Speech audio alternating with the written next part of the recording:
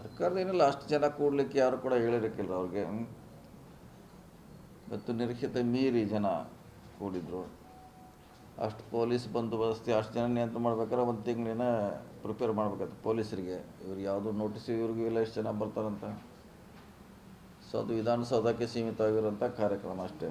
ಎಷ್ಟು ಮುಗೀತು, ಅಲ್ಲೇನು ಘಟನೆ ಆಗಿಲ್ಲರಲ್ಲ. ಇದು ಆಗಿದ್ದೆಲ್ಲ ಅಲ್ಲಿ ಯಾರೋ ಸ್ಟೇಡಿಯಮ್ಗೆ ಅಲ್ಲಿ ಪ್ಲೇಯರ್ ಬರ್ತಾರೆ, ಬಸ್ನಲ್ಲಿ ಬರ್ತಾರಂತೇನೋ ರೂಮರ್ಸ್. ಸೊ ಭಾಳಷ್ಟು ರೂಮರ್ಸಿಂದನೇ ಈ ಕಾಲ್ಪಿಳ್ತ ಆಗ್ತದೆ ಭಾಳಷ್ಟು ಕಡೆ. ಎಲ್ಲಿ ರೂಮರ್ಸ್ ಆಗ್ತದ್ರಲ್ಲ ಆಗಿದೆ. ಇನ್ನು ಮುಂದೆ ಆಗ್ದಂಗೆ ನೋಡ್ಕೋಬೇಕು. ಅದಕ್ಕೆ ಸರ್ಕಾರ ಹೊಣೆನೋ ಅಥವಾ ಅಸೋಸಿಯೇಷನ್ ಅವ್ರ ಹೊಣೆನೋ ಹುಡುಕ್ಲಿಕ್ಕೆ ಆಗೋಲ್ಲ ಸದ್ಯಕ್ಕೆ. ಸೊ ಅದನ್ನು ಅಷ್ಟು ಮಾಡೋಂಗಿದ್ರೆ ಅಂದ್ರೆ ಇನ್ಸೈಡ್ ಒಳಗಡೆ ಮಾಡಲಿಕ್ಕೆ ಏನೋ ಮಾಡಿದ್ರು ಅವರು. ಅಲ್ಲಿ ಅಷ್ಟು ಜನ ಸಾಲಲ್ಲ. ಅದು 30,000 ದಿನ ಕೆಪಾಸಿಟಿ ಇರ್ಬೋದು, 34,000. ಇವರು ಲಕ್ಷಾಂತರ ಜನ, ಹೆಚ್ಚು 1 ಲಕ್ಷ 2 ಲಕ್ಷ ಜನ ಬಂದರೆ ಕಷ್ಟದ ಕೆಲಸ ಇದು. ನೋಡ್ಬೇಕು, ತನಿಖಾ ವರದಿ ಬಂದ ಮೇಲೆ ಏನು ಪರಿಹಾರ ಅವಾಗೆ ಗೊತ್ತಾಗೋದು ಅಷ್ಟೇ.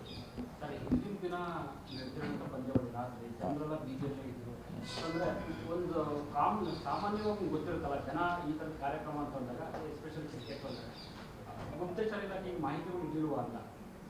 ಇಷ್ಟು ಜನ ಬರ್ತಾರೆ, ಅದು ಕಷ್ಟದ ಕೆಲಸ ಅಲ್ರಿ. ಸಡನ್ನಾಗಿ ಬಂದರೆ ಯಾರು ಕಷ್ಟ. ಅದೇ ಹೇಳಿದಿಲ್ಲ, ಇಷ್ಟೆಲ್ಲ ಪ್ರಿಪೇರ್ ಮಾಡಲಿಕ್ಕೆ ಸರ್ಕಾರಕ್ಕೆ, ಪೊಲೀಸರಿಗೆ 1 ತಿಂಗಳು ಟೈಮ್ ಬೇಕು ಇಂಥ ದೊಡ್ಡ ಕಾರ್ಯಕ್ರಮ ನಿಯಂತ್ರಣ ಮಾಡಲಿಕ್ಕೆ. ಇದೇನು 24 ಅವರ್ಸಲ್ಲಿ ಆಗಿರೋಂಥ ಘಟನೆ. ಈಗ ಯಾರು ತಪ್ಪು ಒಪ್ಪು ಅಂತ ತನಿಖಾ ವರದಿ ಬಂದ ಮೇಲೆ ಯಾರು ಫೇಲ್ಯೂರು.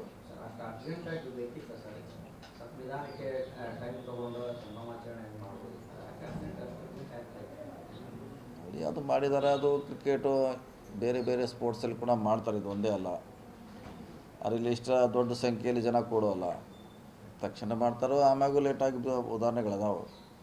ಈ ಸದ್ಯಕ್ಕೆ ಹೇಳೋಕ್ಕಾಗಲ್ಲ. ವರದಿ ಬಂದ ಮೇಲೆ ಏನಂತ ಹೇಳಲಿಕ್ಕೆ ಸಾಧ್ಯ. ಅಲ್ಲಿವರೆಗೆ ಏನು ಹೇಳಲಿಕ್ಕೆ ಸಾಧ್ಯ.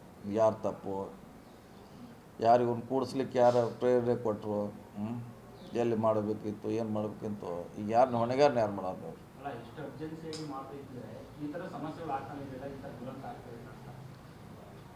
ಅದೇ ಹೇಳಿದೆ, ಈಗ ಆಗಿ ಹೋಗಿದ್ದಾರೆ. ಈಗ ಆಗ್ದಂಗೆ ನೋಡ್ಕೊಳ್ಳೋದು ಅಷ್ಟೇ. ಮತ್ತು ಫೇಲ್ಯೂರ್ಗೆ ವರದಿ ಬರೋ ಮಟ್ಟ ಕಾಯ್ಬೇಕು ಅಷ್ಟೇ. ಅವಾಗ ಬಂದಾಗ ನೋಡೋಣ ಯಾರು ತಪ್ಪಿದೆ ಅಂತ. ಭದ್ರತೆ ವಿಫಲ ಅನ್ನೋದಕ್ಕೆ ಸರ್ ಭಾಳ ಸ್ಪಷ್ಟವಾಗಿದೆ. ಯಾಕಂದ್ರೆ ನಿನ್ನೆ ಗ್ರ್ಯಾಂಡ್ ಸ್ಟೆಪ್ ಮೇಲೆ ಇದ್ದಂಥ ವೇದಿಕೆಗಳು ಇದ್ದಂಥವ್ರು ಸರ್ ಯಾವ ಪ್ರೋಟೋಕಾಲು ಕೂಡ ಫಾಲೋ ಅಪ್ ಮಾಡಲಿಲ್ಲ. ಯಾರ್ಯಾರೋ ಬಂದರು ವೇದಿಕೆ ಮೇಲೆ, ಯಾರ್ಯಾರೋ ಇದ್ದರು. ಈ ರೀತಿ ಪ್ರೋಟೋಕಾಲ್ ಫಾಲೋ ಅಪ್ ಮಾಡೋದಕ್ಕೂ ವಿಫಲ ಆಯ್ತು ಅಂತ ಸರ್. ನೋಡಿ, ಅದು ಗೌರ್ಮೆಂಟ್ 100% ಕಾರ್ಯಕ್ರಮ ಬೇರೆ, ಇದು ಸಾರ್ವಜನಿಕ ಉತ್ಸವ ಕಾರ್ಯಕ್ರಮ ಬೇರೆ. ಅಲ್ಲಿ 100ಕ್ಕೆ 100 ಎಲ್ಲ ಪಾಲನೆ ಮಾಡಲಿಕ್ಕೆ ಆಗೋಲ್ಲ. ಯಾಕಂದರೆ ಎಲ್ಲರೂ ಅಸೋಸಿಯೇಷನ್ ಅವ್ರು ಬರ್ತಾರೆ, ಸಾರ್ವಜನಿಕರು ಬರ್ತಾರೆ, ಸಂಘಟನೆ ಅವರು ಬರ್ತಾರೆ, ಎಲ್ಲರೂ ಪಾಲ್ದಾರೆ ಅದಕ್ಕೆ. ಯಾಕಂದರೆ ಇಡೀ ರಾಜ್ಯ ಗೆದ್ದಿದೆ ಅಂದರೆ ನಾವು ಅದಕ್ಕೆ ಪಾಲ್ದಾರ ಅಂತ ಬರ್ತಾರೆ. ಸೊ ನೀವು ಹೇಳಿದಂಗೆ ಎಲ್ಲರೂ ಇದ್ದರು. ಯಾಕಂದರೆ ಅದು 100% ಸರ್ಕಾರಿ ಕಾರ್ಯಕ್ರಮ ಅಲ್ಲ, ವಿಜಯೋತ್ಸವ ಅದು. ಸೊ ಎಲ್ಲರೂ ಬಂದಿರ್ಬೋದು. ಆದರೆ ಅಲ್ಲಿ ಘಟನೆ ಏನೂ ಆಗಿಲ್ಲ. ಇದು ವಿಧಾನಸೌಧ ಸುತ್ತಮುತ್ತ ಏನಾಗಿಲ್ಲ ಘಟನೆ. ಇದು ಆಗಿದ್ದು ಚಿನ್ನಸ್ವಾಮಿ ಸ್ಟೇಡಿಯಮ್ದಲ್ಲಿ. ಸಾವೇ ಅದನ್ನು ನಾವು ಒಪ್ತೀವಿ. ಆದರೆ ನಮ್ಮದು ಸೀಮಿತವಾಗಿರುವಂಥ ಕಾರ್ಯಕ್ರಮ ವಿಧಾನಸಭೆಗೆ. ಅಲ್ಲಿ ಮಾಡೋದಕ್ಕೂ ನಮ್ಮ ಸರ್ಕಾರಕ್ಕೆ ಸಂಬಂಧ ಇಲ್ಲ. ಅದು ಅಸೋಸಿಯೇಷನ್ ಮಾಡಿರ್ಬೋದು, ಅಥವಾ ಇನ್ಯಾರೋ ಅಲ್ಲಿ ಅವ್ರನ್ನ ಕಾರ್ಯಕ್ರಮ ಮಾಡ್ತಾವೆ ಅಂತ ಹೇಳಿರ್ಬೋದು. ಸೊ ನಾವೇನಿದ್ರು ನಮ್ಮ ಸೀಮಿತವಾಗಿರುವಂಥ ಕಾರ್ಯಕ್ರಮ ಇಲ್ಲಿ ಇದನ್ನು ಮಾಡಿದ್ದೀವಿ. ಇಲ್ಲ ಆದ ನಂತರ ಅದು ಘಟನೆ ಆಗಿದ್ದು ಸ್ಟೇಡಿಯಂನಲ್ಲಿ. ಬರಲಿ, ವರದಿ ಬರಲಿ, ಬಂದ್ಮೇಲೆ ನೋಡೋಣ ಯಾರ್ದು ಏನು.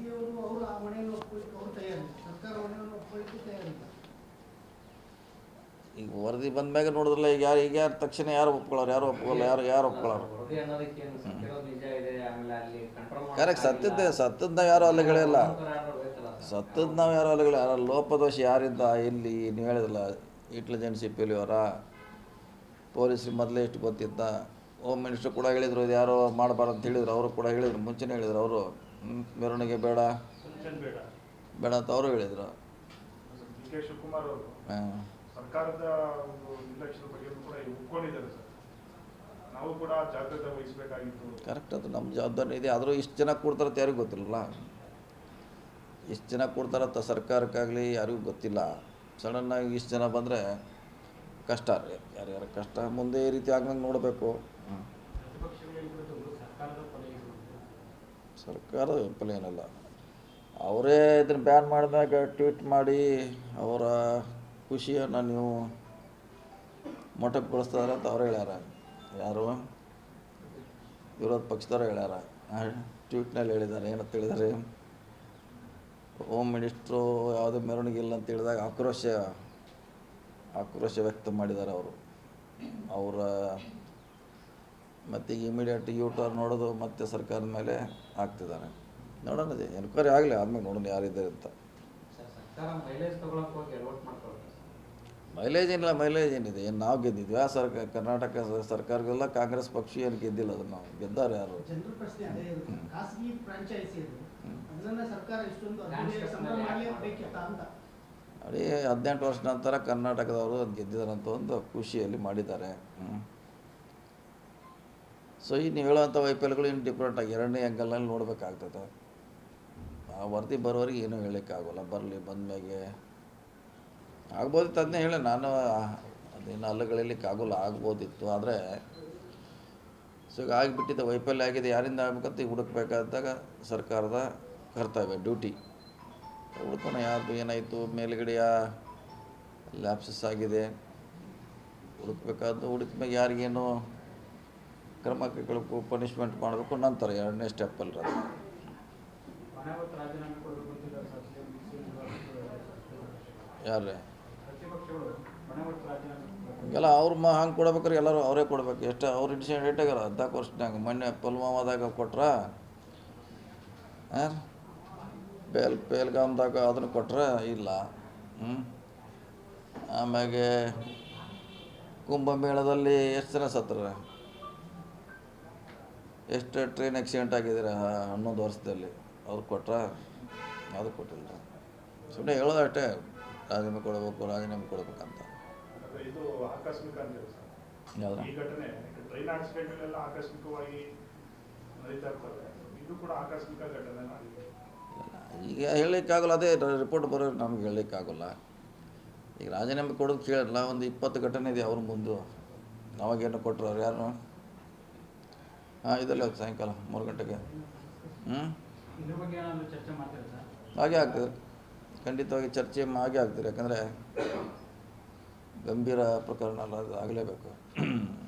ಅಲ್ಲಿ ಕೂಡ ಚರ್ಚೆ ಆಗಿ ಸಲಹೆಗಳನ್ನು ಭಾಳಷ್ಟು ಜನ ನೀಡ್ಬೋದ್ರೆ ಅದರ ಆಧಾರಿತ ಮುಂದೆ ಪ್ರಿಕಾಷನ್ ಆಗಬೇಕು, ಆ್ಯಕ್ಷನ್ ಆಗಬೇಕು, ಚರ್ಚೆ ಆಗ್ತದೆ. ತಾವೇನಾದರೂ ಸಲಹೆ ಕೊಡ್ತೀರಾ ಸರ್? ಚರ್ಚೆ ಮಾಡೋಣ, ಖಂಡಿತ ಮಾಡಲೇಬೇಕಾಯ್ತು. ಯಾಕಂದರೆ ಭಾಳ ದೊಡ್ಡ ಘಟನೆ ಆಗಿದೆ, ಇಡೀ ವಿಶ್ವ ತುಂಬ ಇದು ಪ್ರಚಾರ ಆಗಿದೆ. ಬರೀ ಕರ್ನಾಟಕ ನಮ್ಮ ದೇಶದಲ್ಲಿ ಅಷ್ಟೇ ಆಗಿಲ್ಲ, ಬೇರೆ ದೇಶಗಳಲ್ಲಿ ಕೂಡ ಚರ್ಚೆ ಆಗ್ತಾ ಇದ್ದಾರೆ ಇದು ಇನ್ನೂ ಕೂಡ. ಸೊ ಆಗಲೇಬೇಕು. ಅದು ಬೆಂಗಳೂರಿನಲ್ಲಿ ಆಗಿದೆ, ಅದೊಂದು ಕಳಂಕ ಆಗಿರೋದು ಘಟನೆ. ಹೀಗಾಗಿ ಚರ್ಚೆ ಮಾಡ್ತೀವಿ, ಸಲಹೆಗಳನ್ನು ಕೊಡ್ತೀವಿ.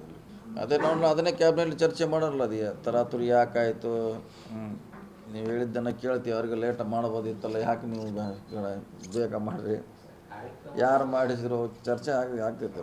ಕಾರ್ಯಕ್ರಮ ಮಾಡೋ ವಿಚಾರದಲ್ಲಿ ಸರ್ ಬೇಡ ಅಂತ ಕೆಲವು ಸಲಹೆಗಳು ಬಂದ್ರೂ ಕೂಡ ಸರ್ಕಾರದಲ್ಲಿ ಯಾವ್ದಾದ್ರು ಒತ್ತಡ ಇತ್ತು ಸರ್, ಯಾರು ಮಾಡಬೇಕು, ಇದನ್ನು ಮಾಡಲೇಬೇಕು. ಈಗ ಅದು ಕ್ಯಾಬಿನೆಟಲ್ಲಿ ಬಂದೇ ಬರ್ತದೆ, ಯಾರಿಂದ ಪ್ರಾರಂಭ ಆಯಿತು, ಯಾರು ಮಾಡಿಸಿದ್ರು, ಹೆಂಗೆ ಬಂದೇ ಬರ್ತೈತೆ. ಚರ್ಚೆ ಆಗದಿರಲ್ಲ, ಬಂದೇ ಬರ್ತೈತೆ. ಇದು ಯಾರು ಬೇಡ ಅಂದರು, ಯಾರು ಇದನ್ನು ಮಾಡಬೇಕಂದ್ರು, ಮಾಡಬೇಕಾದ್ರೆ ಎಲ್ಲ ರೀತಿಯಿಂದ ವ್ಯವಸ್ಥೆ ಮಾಡಬೇಕಿತ್ತ, ಇವೆಲ್ಲ ಚರ್ಚೆ ಬಂದೇ ಬರ್ತೈತೆ.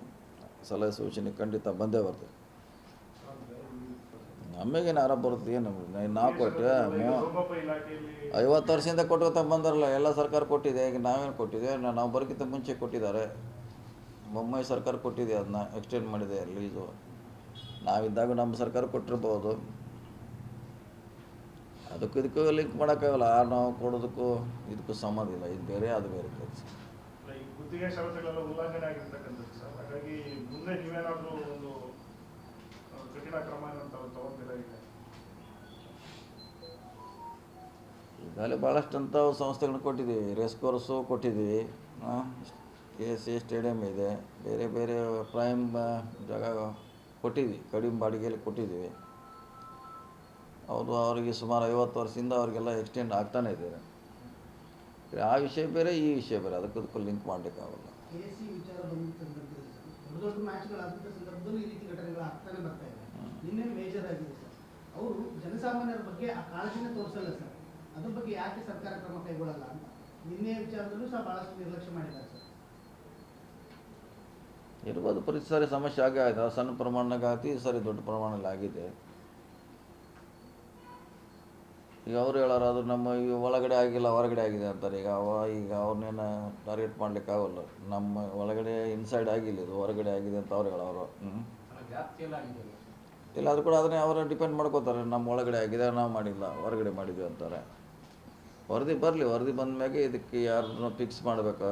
ಸರ್ಕಾರ ಜಿಲ್ಲಾಧಿಕಾರಿಗಳ ನೇತೃತ್ವದಲ್ಲಿ ತನಿಖೆಗೆ ಆದೇಶ ಮುಂದಾಗಿದೆ. ಮತ್ತು ನ್ಯಾಯಾಂಗ ತನಿಖೆ ಆಗಬೇಕು, ಸುಪ್ರೀಂ ಕೋರ್ಟ್ ಮೂಲಕ ತನಿಖೆ ಆಗಬೇಕು, ಒತ್ತಾಯಗಳೆಲ್ಲ ಕೇಳಬೇಕು. ನೋಡೋಣ, ಇವತ್ತು ಕ್ಯಾಬಿನೆಟಲ್ಲಿ ಚರ್ಚೆ ಆಗಿದೆ, ನೋಡೋಣ. ಅಷ್ಟಕ್ಕೆ ಸೀಮಿತ. ನಾವು ಚರ್ಚೆ ಮಾಡ್ತೀವಿ ಇವತ್ತು, ನೋಡೋಣ ಏನು ಸತ್ಯಾಂಶ ಹೊರಗೆ ಬರಬೇಕು ಯಾಕಾಗಿದೆ ಅಂತ. ಸರ್, ಈಗ ಈ ಗುತ್ತಿಗೆ ಷರತ್ತುಗಳು ಏನಾದರೂ ನೀವು ಅದ್ರ ಬಗ್ಗೆ ಪರಿಶೀಲನೆ ಮಾಡಬೇಕು ಸರ್, ಮರು ಪರಿಶೀಲನೆ ಏನಾದರೂ ಈಗ ಅಲ್ಲಿ ಕೊಟ್ಟು ಬಿಟ್ಟಿದ್ರೆ ಈಗಿನ ಅದು ಅವಧಿ ಮುಗಿದು ಬಂದಾಗ ಅವಾಗ ಕೇಳಬೇಕು. ಈಗ ಎಲ್ಲಿ ಮಧ್ಯದಾಗ ಎಲ್ಲಿ ಕೇಳಕ್ಕೆ ಬರೋದು. ಈಗ ಆಲ್ರೆಡಿ ಕೊಟ್ಟು ಬಿಟ್ಟಿದ್ದೀವಿ ಅದನ್ನ. ಇದು ಕೂಡ ಷರತ್ತುಗಳೆಲ್ಲ ಉಲ್ಲಂಘನೆ ಆಗಿದೆ ಅನ್ನೋದು ಆರೋಪ ಇದೆ. ಏನೇನು ಷರತ್ತು ಯಾವ್ದು ಉಲ್ಲಂಘನೆ ಆಗಿದೆ ಅನ್ನೋದ್ರ ಬಗ್ಗೆ ಈಗಾಗಲೇ ಸದ್ಯಕ್ಕೆ ಆಗೋಲ್ಲ. 30 ವರ್ಷ ಅದು ಎಕ್ಸ್ಟೆಂಡ್ ಮಾಡ್ತಾ ಬರ್ತಾರೆ. ಅದು 30 years ಕೊಟ್ಟಿದ್ದಾರೆ ಈಗಾಗಲೇ. ಬಟ್ ಅಷ್ಟೊಂದು ಕಡಿಮೆ ಕೊಟ್ಟಿದ್ದೇವಲ್ಲ ಸರ್. ಅದರಲ್ಲಿ 106 ಕೋಟಿ ಆದಾಯ ಬರುತ್ತೆ ಅವರಿಗೆ. KSC ಸರ್ಕಾರಕ್ಕೆ ಬರೀ ಬಿಗಾಸ್ ಕೊಟ್ಟಿದ್ದಾರೆ. ಬರ್ತದೆ. ನಮಗೆ ಕೊಡೋಂಥ ಭಾಳ ನೆಗ್ಲಿಜಿಬಲ್ ಅಮೌಂಟ್. ಅವರು ಭಾಳ ಕಡಿಮೆ ಕೊಡ್ತಾರೆ. ಅದು ನೋಡೋಣ, ಅದ್ರ ಬಗ್ಗೆ ಇನ್ನೊಂದು ಸಲ ಚರ್ಚೆ ಮಾಡೋಣ. ಈಗಾಗಲೇ ಒಂದು ಸಾರಿ ಚರ್ಚೆ ಆಗಿದೆ, ಅದ್ರ ಬಗ್ಗೆ ಚರ್ಚೆ ಮಾಡೋಣ. ಒಬ್ಬ ಪ್ರಭಾವಿ ಸಚಿವರು ಪ್ರಚಾರದ ಮೈಲೇಜ್ ತಗೊಳ್ಳಿಕ್ಕೆ ಹೋಗಿ ಇಷ್ಟೆಲ್ಲ ಅನಾಹುತ ಆಗಿದೆ ಅಂತ. ಹಂಗೇನಿಲ್ಲ, ಅದು ಆ ಥರ ಆಗಲಿಕ್ಕಾಗಲ್ಲ. ಇನ್ಸಿಡೆಂಟ್ ಆಗಿದ್ದು ಬೇರೆ ಕಡೆ, ನಮ್ಮ ಕಾರ್ಯಕ್ರಮ ಆಗಿದ್ದು ಬೇರೆ ಕಡೆ. ಸೊ ಅದಕ್ಕೂ ಲಿಂಕ್ ಮಾಡಲಿಕ್ಕಾಗಲ್ಲ. ಆದರೆ ಫೇಲ್ಯೂರ್ ಆಗಿದೆ ಅಂತ ನಿಜ. ಅದು ಯಾರು ಫೇಲ್ಯೂರ್ ಅನ್ನೋದು ಹುಡುಕ್ಬೇಕಲ್ಲ ಅಷ್ಟೇ. ಯಾರಿಂದ ಫೇಲ್ಯೂರ್ ಅಂತ ಹುಡುಕ್ಲೇಬೇಕು ನಾವು. ಕುಮಾರಸ್ವಾಮಿ ಒಂದು ಆರೋಪ ಮಾಡ್ತಿದ್ದಾರೆ. ಅಲ್ಲಿ ಸಾಧುಗಳೆಲ್ಲ ಸಾಯ್ತಾ ಇದ್ರು ಕೂಡ ಅಲ್ಲಿ ಕಪ್ಪು ಹಿಡ್ಕೊಂಡು ಸನ್ಮಾನ ಮಾಡೋದ್ರಲ್ಲಿ ಬಿಸಿಯಾಗಿತ್ತು. ನೋಡಿ, ಆ ಕಾರ್ಯಕ್ರಮ ಮುಗಿದ ಮ್ಯಾಗೆ ಇದು ಘಟನೆ ಆಗಿದ್ದು. ನಮ್ಮ ವಿಧಾನಸಭೆ ಕಾರ್ಯಕ್ರಮ ಮುಗಿದ ಮೇಲೆ ಇದು ಘಟನೆ. ಟೈಮ್ ತೊಗೊತಾರೆ, ಅವ್ರು ಮತ್ತೇನು ಮಾಡೋದು. 15 ಸಲ ಎಲ್ಲ ಸಿಗಬೇಕಲ್ಲ. ಅವ್ರು ನೋಟಿಸ್ ಕೊಟ್ಟಾರೆಲ್ಲ ಬರಬೇಕು. ಯಾರು ಎಲ್ಲಿ ನಾವು ವಿದೇಶಕ್ಕೆ ಹೋಗ್ಯಾನಂತ ಹೇಳ್ತಾರೆ ಕ್ರಿಕೆಟ್ ಆಡೋರು, ಅಧ್ಯಕ್ಷರು, ಅವ್ರು ಬರೋ ಟೈಮ್ ಕೊಡಲೇಬೇಕಲ್ಲ. ಮತ್ತೆ ಎಕ್ಸ್ಟೆಂಡ್ ಆಗುತ್ತೆ. ಒಂದು 2-3 ತಿಂಗಳಾದ್ರೂ ಬೇಕೇ ಬೇಕು. 15 ದಿವಸನಾಗ ಯಾವುದೂ ವರದಿ ಕೊಡಲಿಕ್ಕೆ. ನಿನ್ನೆ ಹೇಳೋದು ಸರ್ 15 ದಿನದಲ್ಲೇ ವರದಿ ಕೊಡಬೇಕು. ಅದು ಕೆಲವು ಪಾರ್ಟ್ ಕೊಡ್ಬೋದು. ಪಾರ್ಟ್ ಅಂದರೆ ಅವ್ರಿಗೆ ಏನು ಕಂಡು ಬರ್ತೈತೆ ಅಷ್ಟನ್ನು ಕೊಡಲಿಕ್ಕೆ ಅವಕಾಶ ಇದ್ರೆ 15 ದಿವಸದಲ್ಲಿ ಕೊಡ್ಬೋದು. ಪ್ರಾಥಮಿಕ ವರದಿ ಅಂತ ಕೊಡ್ತಾರೆ. ಡೀಟೇಲ್ ಕೊಡಲಿಕ್ಕೆ ಅವ್ರು ನೀವು ಕರೆಸ್ಬೇಕು, ಅವ್ರು ಟೈಮ್ ಕೊಡಬೇಕು. ಅದು ಟೈಮ್ ತೊಗೊಳ್ತೈತೆ. ಪ್ರಾಥಮಿಕ ವರದಿ ನೀವು ಹೇಳಿದಂಗೆ 15 ದಿವಸನಾಗ ಕೊಡ್ಲಿಕ್ಕೆ ಸಾಧ್ಯತೆ ಇದೆ. ಮೇಲ್ನೋಟಕ್ಕೆ ಏನಾಗಿದೆ ಅಂತ ಅಷ್ಟೇ.